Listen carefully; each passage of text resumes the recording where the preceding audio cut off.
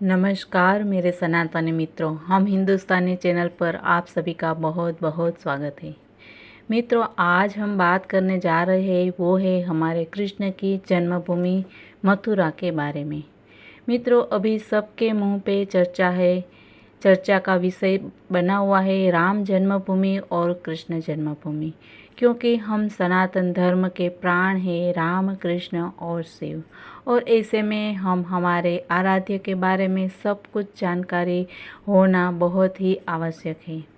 राम जन्मभूमि तो अयोध्या में बन चुकी है, जिसके उत्सव के लिए हम सब बेताब है।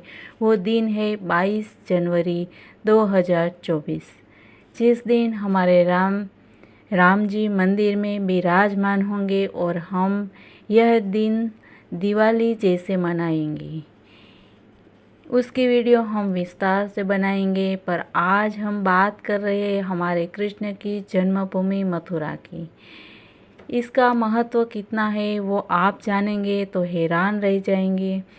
तो इसके लिए आप वीडियो के अंत तक बने रहे, और आप चैनल पर नए हैं तो हम हिंदुस्तानी चैनल को सब्सक्राइब कर दीजिए ताकि नोटिफिकेशन तुरंत मिल पाए।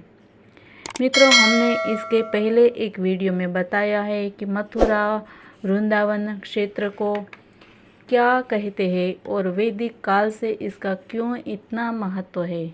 यह वीडियो आपने नहीं देखा है तो देख लीजिएगा, वीडियो की लिंक डिस्क्रिप्शन में हम दे देंगे। और मथुरा का महत्व खुद भगवान ने उनके मुंह से सुनाया है। आइए जानते हैं। आदि युग में भगवान वराह ने महासागर के जल में, जहाँ बड़ी ऊंची लहरें उठ रही थी, डूबी हुई पृथ्वी को जैसे हाथी सूंड से कमल को उठा ले, उसी प्रकार स्वयं अपनी डाढ़ से उठाकर जब जल के ऊपर स्थापित किया, तब मथुरा के महात्म्य को इस प्रकार वर्णन किया था। यदि मनुष्य मथुरा का नाम ले ले तो उसे भगवान नामोच्चारण का फल मिलता है।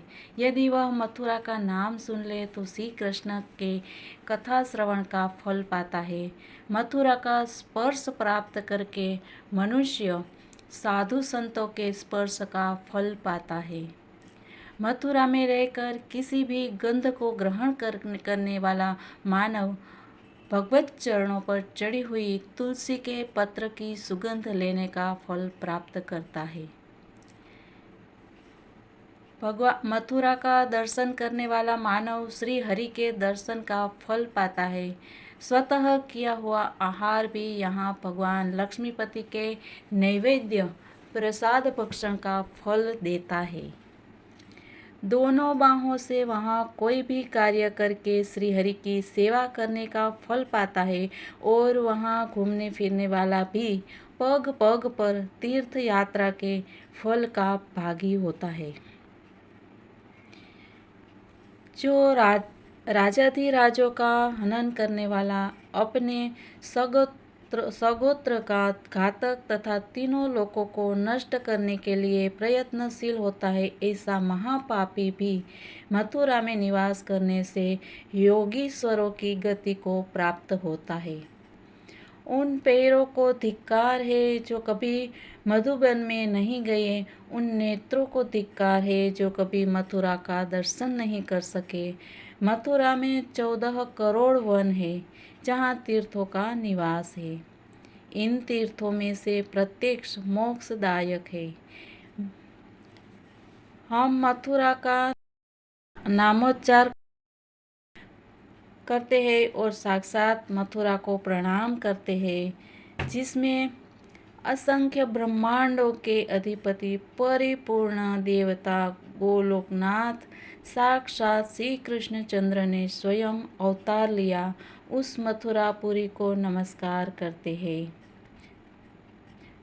ये मथुरा का नाम तत्काल पापों को नाश कर देता है। जिसका नाम उच्चार करने वालों को सब प्रकार की मुक्तियाँ सुलभ हो जाती है, तथा जिसकी गली गली में मुक्ति मिलती है, उस मथुरा को इन्हीं विशेषताओं के कारण विद्वान पुरुष श्रेष्ठतम मानते हैं। यद्यपि संसार में काशी आदि पुरियाँ भी मोक्षदायिनी है, तथापि उन सब में मथुरा ही धन्य है, जो जन्म, मृत्यु और दाह संस्कार द्वारा मनुष्य को 4 प्रकार की मुक्ति प्रदान करती है, जो सब पुरियों की ईश्वरी, व्रजेश्वरी, तीर्थेश्वरी, यज्ञ तथा तप की निधीश्वरी, मोक्षदायिनी तथा परम धर्म धुरंधरा है। जो लोग एकमात्र भगवान श्री कृष्ण में चित्त लगाकर संयम और नियम पूर्वक जहाँ कहीं भी रहते हुए मधुपुरी के इस महात्म्य को सुनते हैं, वे मथुरा की परिक्रमा के फल को प्राप्त करते हैं। इसमें संशय बिल्कुल नहीं है। जो लोग इस मथुरा खंड को सुनते, गाते और पढ़ते हैं, उनको यही सब प्रकार की समृद्धि और सिद्धियाँ बहुत सहज ही प्राप्त हो जाती है। मित्रों, अगर प्रचुर मात्रा में धन वैभव की इच्छा रखने वाला मनुष्य नियम पूर्वक इस मथुरा का महात्म्य 21 बार श्रवण करता है, तो उनके घर में खुद माता महालक्ष्मी प्रचुर मात्रा में धन, संपत्ति, वैभव और खुशियाँ देती है, और उनके घर में हमेशा ही माता महालक्ष्मी विराजमान हो जाती है।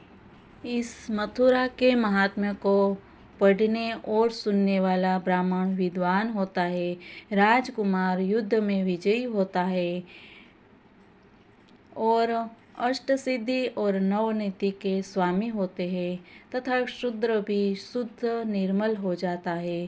स्त्रियां हो या पुरुष, इसे निकट से सुनने वालों के अत्यंत दुर्लभ मनोरथ भी पूर्ण हो जाते हैं।